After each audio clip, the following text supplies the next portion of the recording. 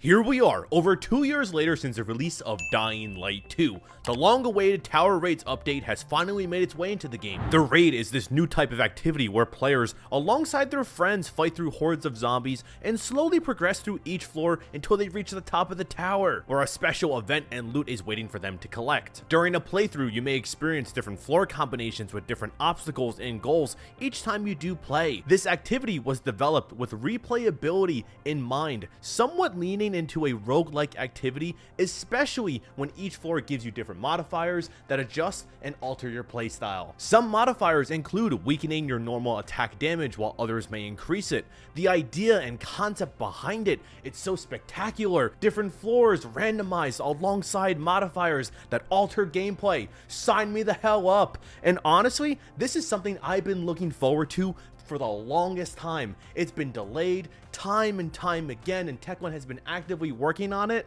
and it's just okay. Oh.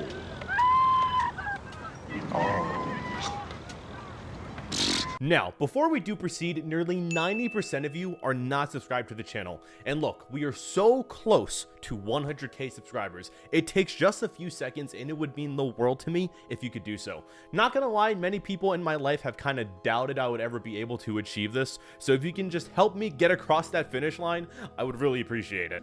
So, Tower Raids. Where do I begin? It's just okay. It's not flat out terrible or amazing. It's just meh. I did thoroughly enjoy a lot of my time when playing Tower Raids. It has a really nice solid foundation that Tech1 can easily build upon to ensure this game mode captures a wider audience and resonates with them. So right now, the Tower Raids are currently in a beta phase for the next few weeks, ending on July 18th. Tech1 has openly asked for the community to provide feedback on how to make this mode better so that they can deliver the best possible experience. And that right there, I do have to say, very admirable. I respect Tech1 for doing so and taking matters into their own hands and asking for feedback on how to make this better. Kudos to them for that. I do understand that I'm reviewing this mode halfway through the beta phase, and it may not be an accurate representation as there is more content to be coming. So that's kind of why I did delay this video for a bit of time to include week 2 into my summary and review of this mode. Week 3 will add additional modifiers and new rewards, but the content being added into week 3 will honestly not be enough to change my opinion, as a fair amount of my criticisms are with the core gameplay loop. So with that said, in the beginning of this video, we mentioned that raids are a new type of activity where players fight through hordes of zombies and progressively climb each floor of the tower until they reach the top, where special loot and events await them. You begin by accepting the mission from Jai's board. You have the option to do regular or co-op, and it's quite clear that Tech1 intended this mode to be played in co-op. I tried it, and I have to say that playing this game mode with randoms somewhat hurt my experience. First time I played, I had some dude named Aaron join my game who just stood over my dead body and didn't know how to play the game. Aaron, revive me, Aaron. Aaron, revive me. I have the ray gun. Aaron, what are you doing?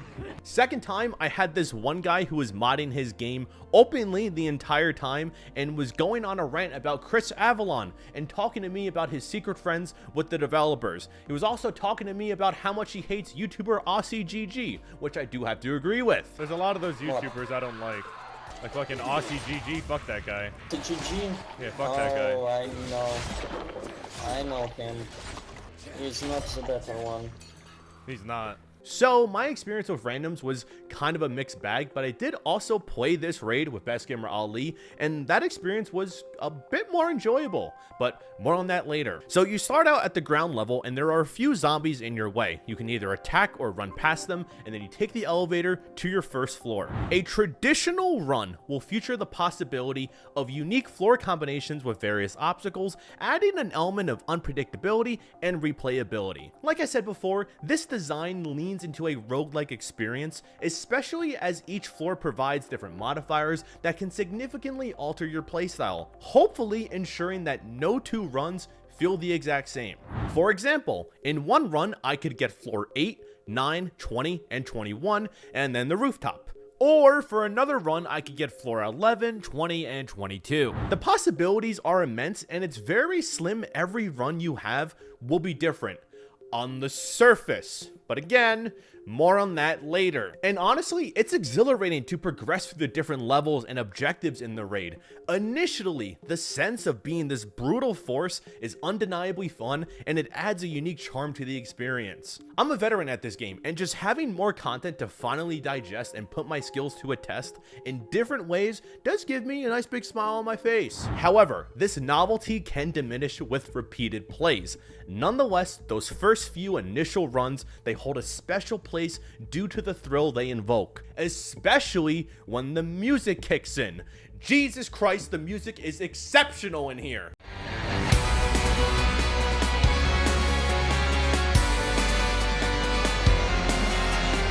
Olivier, the composer, has once again surpassed himself. The music combines strength, boldness, and bravery. It's quite reminiscent of Doom in its intensity. It's of course dynamic music reacting to every action that you take, so during fights, it intensifies, matching the pace of the action, and then it seamlessly transitions to the more subdued elevator music when the action subsides. I cannot praise Olivier enough for his incredible work on this soundtrack. He has truly outdone himself, and the tone he has set matches the game and the activity perfectly. This gets me so excited for DLC 2, whenever that comes out. I know the soundtrack will be in safe hands, but while the music is playing, you obviously have your goals and objectives. You are fighting through hordes of zombies, they are rushing at you, and you need to keep pushing forward to get to the end. Sometimes, you may need to wait for a door to open and defend it as the alarm goes off, or you get into a boss fight with a GRE anomaly, or you have to blow up some doors with explosions to progress, or you have to kill a boss to get a key card to move forward, or you kill a different boss to get another key card and move forward, or you just get a key card. No boss. Oh, I see what they're doing here. Oh no! Oh no! No, no! I mentioned earlier that while the idea of getting different floor combinations for each run sounds unique and promising, in practice, you often end up encountering floors with somewhat same objectives repeatedly. Like I mentioned earlier, the initial fun diminishes when you're just constantly encountering the same objectives repeatedly. Like imagine if I just told you to like and subscribe over and over, it would get really annoying very quickly. But to help you really understand, here is a breakdown of every single floor currently available in Dying Light 2 Tower Raids. Floor number 2, running through an office space, moving furniture to gain a passageway to move forward. Floor 5, running through an office space, killing a charger to get a key card to open a door and then move furniture to finish. Floor 8, run through an office to get a key card to open a door. Floor 9, run through an office, blow up doors of explosives, kill a demolisher to get a key card to finish. Floor 10, run through an office space to get a key card. Floor 11, crawl through a vent, activate a shutter that sounds an alarm that you need to defend for a few minutes. Honestly, this one's kind of cool and unique. Floor 14, run through a multiple level office space, then a server room, kill a goon to get a key card to finish. Floor 16, kill a goon for a key card to progress forward. Floor 17, Dr. Disrespect's favorite, run through kitchens, restaurants, office, a pool, kill a goon to get a key card to finish. Floor 18, a GRE anomaly boss fight, very vertical in here, but kill him to get a key card to finish. Floor 19, run through offices, a library, destroy some hives, get a key card, bit more vertical. Floor 20, run through a hospital, destroy hives, and fight a demolisher to get a key card to open a door. Floor 21, kill a goon for a key card. Floor 22, run through a hospital, kill a tyrant, get a key card to proceed. Floor 24, run through a hospital, destroy hives, and walk through a passageway to proceed. As you heard, a lot of the objectives, there's a lot of similarities. In defense of some of these rooms, for example, floor 5, 8, and 10, they do sometimes introduce blockers like hives, reinforced doors that need to be shot down or destroyed in order to move forward, or sometimes there are locked doors that need to be lockpicked. However, these are the only curveballs that you will run into, and it's quite frequent. But overall, there is a lot of overlap with these floors and their objectives, and they just start to kind of blur together except for a select few. If you get runs where your sole purpose is to just get a key card, it will feel incredibly repetitive and quite bland. Like if you got a run where you had floor 2, 10, and 19, you only really ran around to get a key card, sitting on a desk, open a door 3 times, and then you're at the rooftop. Like yes, you may have fought some hives and bashed down some doors, but you essentially did the same objective 3 times in a row. When Phase 1 was released for the beta, a large majority of the floors and their layout felt awfully similar. Office rooms and office spaces. It was very horizontal in terms of landscapes, but when Phase 2 was introduced, they introduced new floors. One in particular, I believe, was floor 14, was completely different from the others for the better. This floor had multiple levels, it had a lot of verticality in here, and this is something that I've always said, but one of the best things about Dying Light 2 is its verticality and how seamless players can use that to blend movement and combat together. The ability to blend is missing from all those other floors we mentioned. I just found myself enjoying floor 14 more because I could do various things. I could run up the stairs, parkour on the walls, sit on top of the lights, and plan out my strategy. Each floor needs to have its own unique identity. I could easily tell you what floor 11, 14, and 18 are because of their design and their objectives. 11 has that shutter alarm. 14 has a lot of attention to detail with fast moments to utilize a vertical landscape. Floor 18 is the boss room fight with a GRE anomaly. Like, if I said to you that my favorite floor is the one where I had to run around, get a key card, move furniture, which one am I talking about? It kind of feels like those floors are filler, and it feels like more time and investment went to some of the other floors. And I think that this is something that can easily be fixed by introducing more raid-like mechanics into this activity, because right now these floors, well, actually the raid, is incredibly lacking in that department. But don't worry, I will provide solutions later. I do want to say that in its current state, I think Techland is truly doing themselves a disservice by labeling this as a raid. Yes, the word raid, it's a nice buzzword to have out there so your communities can drool over it, but in my opinion, the word raid has a lot of expectations that come with it. For me, when I think of raid, feel free to prove me wrong in the comment section. My understanding and expectation of it is something similar to Destiny 2, for example, where we have these massively skilled battles with boss fights with a lot of intricate gameplay mechanics, sometimes made specifically for that activity. It's incredibly challenging, and you have no choice but to work together as a team to complete the challenge. There's a lot of effort, communication, and honestly, time investment into 1, playing the raid, and 2, learning the raid. Like, honestly, I still have PTSD from Salvation's Edge, where I needed to make cylinder, cone, and prism because the inside players had triangle, square, and circle. Maybe I'm just not the target audience for this. I just kind of expected something more here, but I found that them labeling this as a raid is hurting themselves, especially because my first few completions on normal I found to be relatively easy, and as time went on, it progressively got easier and easier. My first completion took 45 minutes, my second was 25, my third was 12, then eventually my friend and I did a speed run of this raid in sub 10 minutes. Mind you, 5 of those minutes is just waiting for a timer to count down on the rooftop.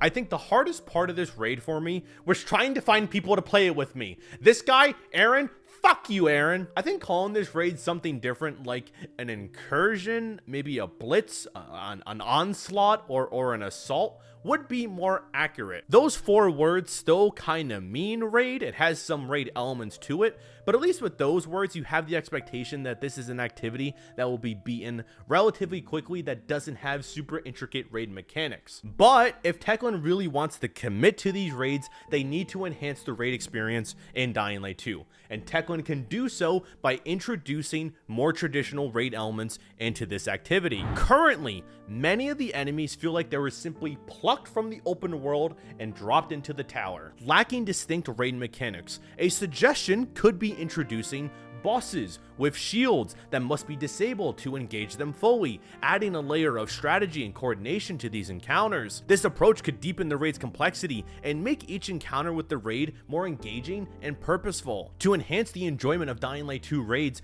it's crucial that each floor offers distinct challenges and objectives not only from one another, but also from the base game. For example, let's take floor 18, the boss fight with the GRE anomaly. At the end of the day, this is basically the GRE Anomalies activity in a new environment with no changes mechanically on how this boss fight occurs and how it plays out. We can introduce a few simple things to this encounter to make it more aligned with what's expected from a raid activity. Number 1, we could introduce damage phases. Let's say players have to work together to sound an alarm to stun the enemy for 10 seconds, for example. And the only time we could attack this boss is when he is stunned. That simple mechanic drastically changes how this boss fight occurs in this game. That is a traditional raid mechanic. However, we can also get more creative with it and introduce different challenges into this room. We can improve the room by making it harsher and more unforgiving to players. Let's say after 30 seconds,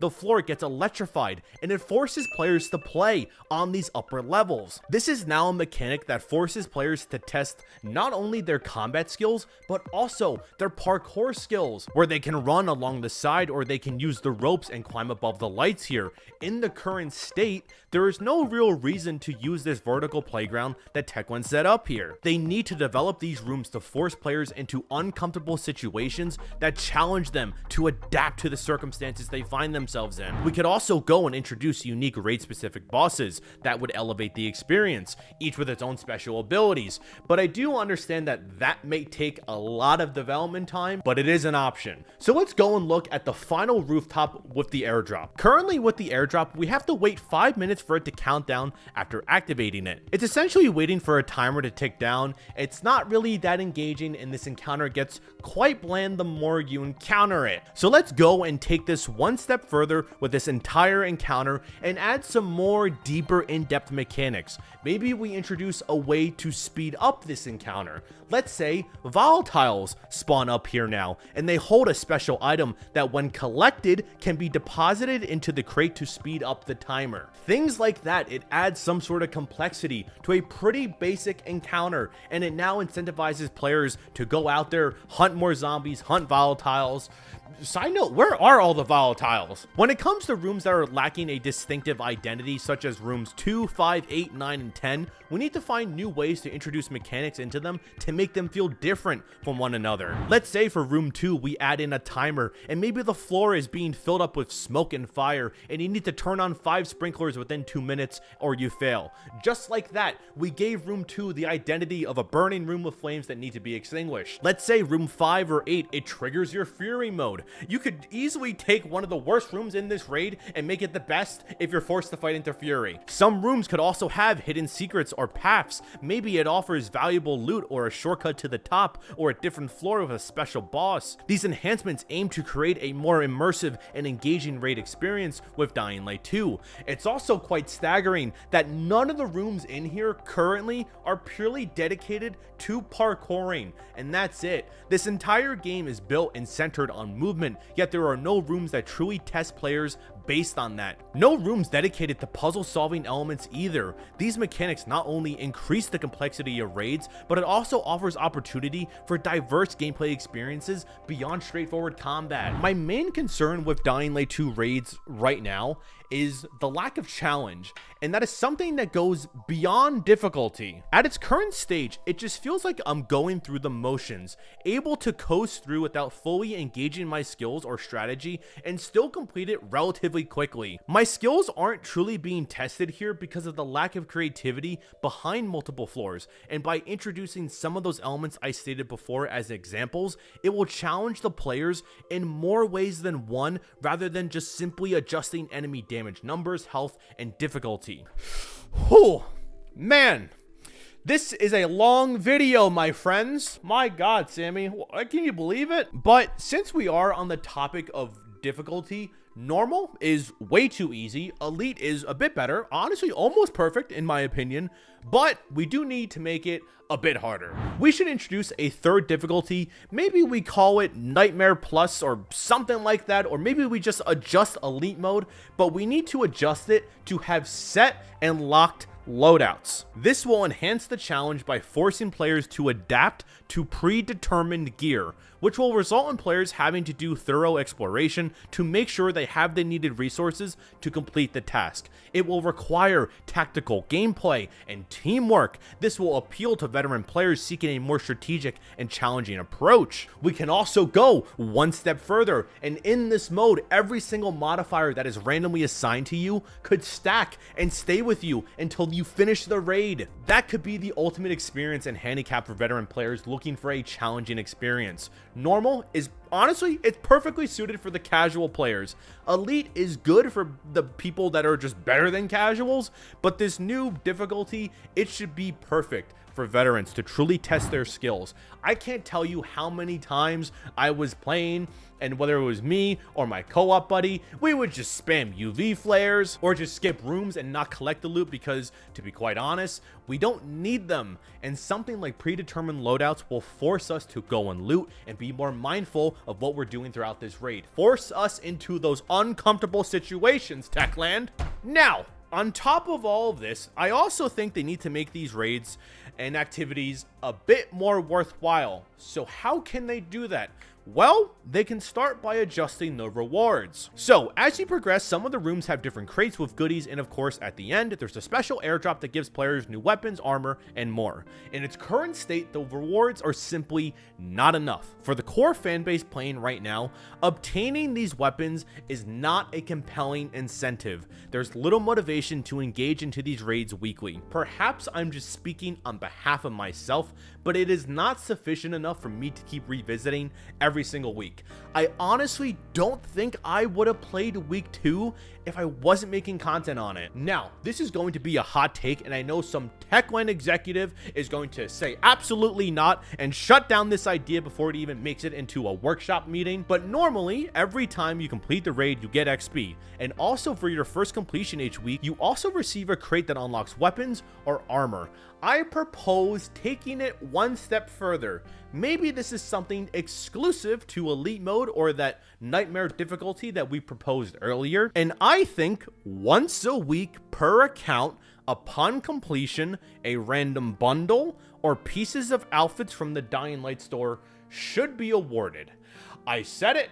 I know Techland already shot down the idea, but hear me out, let me explain. The reasoning for this is that we already know some of the best loot, cosmetics, and gear is already tied behind a paywall. Offering a chance to the veterans and core fanbase an opportunity to unlock this content naturally would work for so many different reasons. Number 1, this approach makes the shop less predatory and it improves the overall perception behind the Dying Light store. Offering free alternatives creates a more balanced experience for players, making the store's presence more tolerable and less of a burden on the community. For example, very recently we had the Anubis bundle, the one that comes with that butt plug looking item.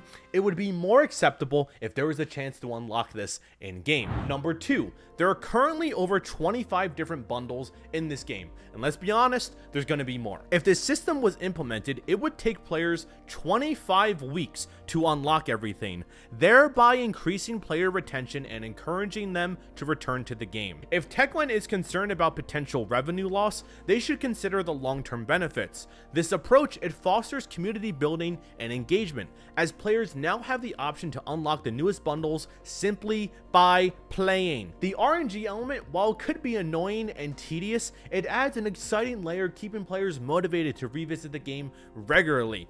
But if they do this, we can't have duplicate rewards. God help us all if they do that. Number 3, when Techland goes and creates more bundles in the future, because like I said, let's be honest, it's gonna happen, those bundles could be added directly into the reward pool for the raid. And with this new source of rewards, it would regularly update the activity, making it more compelling as time goes on. This approach would increase the value behind raids and make them more appealing without requiring additional development time to create exclusive rewards, efficiently killing 2 birds with 1 stone. The continual introduction of new rewards would keep the gameplay experience fresh and engaging, further encouraging players to participate in raids and stay invested into the game. But We all know the likelihood of this actually happening is super slim. However, if Techland is truly committed to making raids last for a lot longer while also improving the public perception of the Dying Light store, this could be a good way to do it. Maybe even just a few random items from a couple bundles could go a long way. But now, let's go ahead and wrap this shit up because it's been a while and I need to recap my thoughts and opinions on tower raids, okay? Initially, raids in Dying Light 2 offer a distinct charm that captivates players. Yet, this allure diminishes with each repeated play, which goes against their entire plan and purpose of this activity, as it's meant and it's intended to have a lot of replayability. To sustain this appeal, Techland should make the following enhancements to ensure that each raid experience remains fresh, fostering continued interest and enjoyment among players. They need to add more traditional raid mechanics like damage phases, add in more intricate mechanics that require a higher level of coordination and strategy. Things like puzzle solving or synchronized actions need to be added in. If Techland incorporates additional elements to align in more closely with traditional raid mechanics, then keeping the name raid is appropriate. Otherwise, I believe renaming it to like a blitz, incursion, or assault would be better reflective of its current design and gameplay style. Next, Techland should go ahead and add in unique bosses, possibly giving them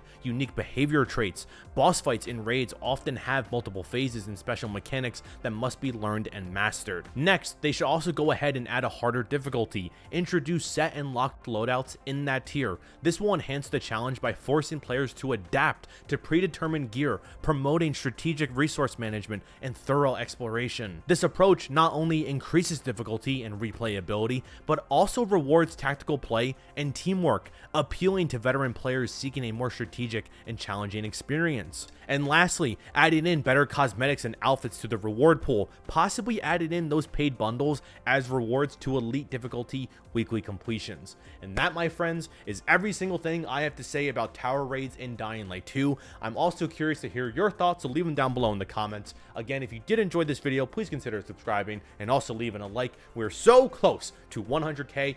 I can feel it. I can feel it in my bones, Sammy. But again, thank you so much for watching. And with all that said, I'll see you guys in the next one. Bye-bye.